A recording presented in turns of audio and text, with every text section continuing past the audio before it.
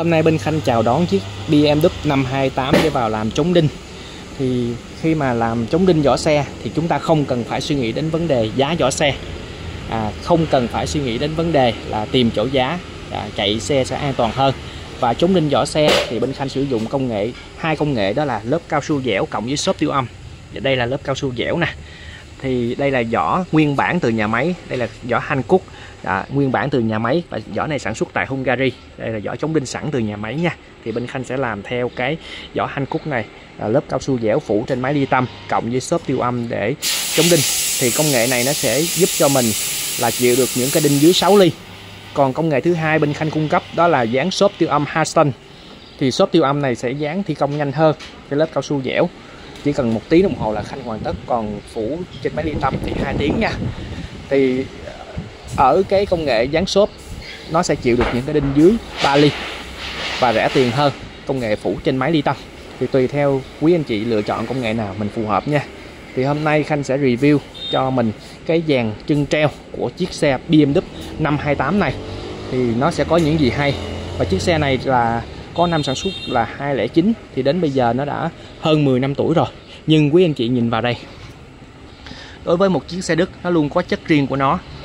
Và cái chân treo sau của nó nè, 10 năm trước đây là chiếc xe có hệ thống treo độc lập.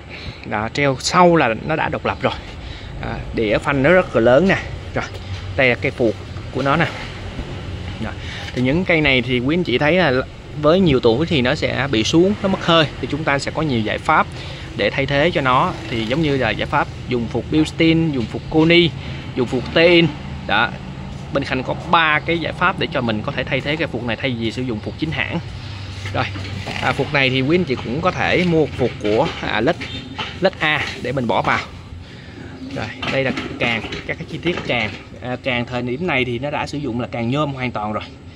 Xe này thì dẫn động cầu sau, đây cái cầu dẫn động nè. Đó, đây cao su chụp bụi nè. Đó, đây là những cái càng, những chi tiết càng để nối vào. Để quý anh chị thấy, nhìn kết cấu mà nguyên một bệ nhôm hoàn toàn này thì quý anh chị thấy một chiếc xe đó cực kỳ chắc chắn.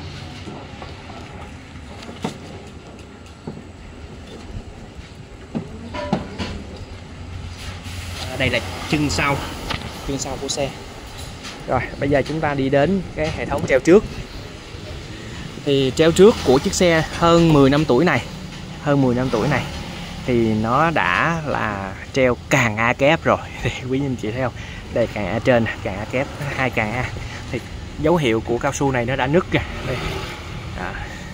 Đây cái phuộc của trước của chúng ta thì cũng có dấu hiệu là xì nhớt rồi.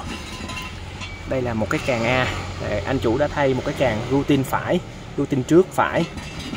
Cái này của Thaco, tem của Thaco. Thì Thaco bây giờ là nhập khẩu BMW rồi.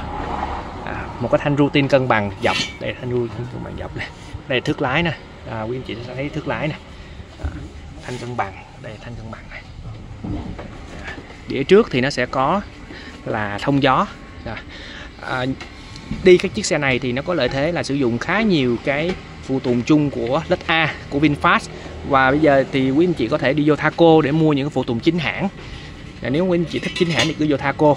Còn những quý anh chị mà muốn chi phí nó rẻ hơn một tí thì chúng ta có thể dùng những cái thanh này. Thì bên Khanh cũng có những cái phuộc, những cái càng A này, càng A ngang, càng A đứng, càng Y nè, của Landfolder. Thì mình cũng có thể là giải pháp để thay thế những phụ tùng của Đức mà có giá trị cao, có giá trị sử dụng cao mà chi phí bỏ ra thấp. Những cái dòng này thì hiện tại là phụ tùng nó rất là rẻ rồi. Quý anh chị đừng nghĩ là chạy chiếc xe Đức tốn nhiều chi phí. Với những cái xe đời này, chi phí sử dụng khấu hao của chiếc xe đã rất là thấp rồi. Và phụ tùng thay cũng không quá mắc đâu, rất là nhiều trên thị trường luôn, kể cả đèn, kể cả gương hậu, kính chắn gió. Những chi tiết này chúng ta mua rất là dễ. Và chiếc xe này thì có thể upgrade nó lên phiên bản mới, rất là hay, để cho chúng ta có nhiều cái sự lựa chọn và gọi là vọc vạch trên những chiếc xe Đức ở 10 năm tuổi hơn. Rồi một cái bài review nho nhỏ về hệ thống treo thì Khanh muốn chia sẻ là một chiếc xe 10 năm tuổi mà có hệ thống treo đó rất là ok, rất là chắc chắn. Và những chiếc xe bây giờ thì không thể nào có hệ thống treo với cái giá tiền mà bỏ ra xung quanh con số 500-600 triệu mà để mua được những chiếc xe này á, thì xe mới không thể nào có hệ thống chắc chắn. Và nhiều quý anh chị nghĩ là thôi 500-600 triệu mua xe mới Nhật cho nó lành, thì đúng, cái đó là quan điểm sử dụng. Thì mỗi người có một cái quan điểm khác nhau, không có sản phẩm nào tốt hơn, mà chỉ có sản phẩm phù hợp mới là tốt nhất. Đây, một cái thông tin mà Khanh muốn chia sẻ. Cảm ơn tất cả nhà mình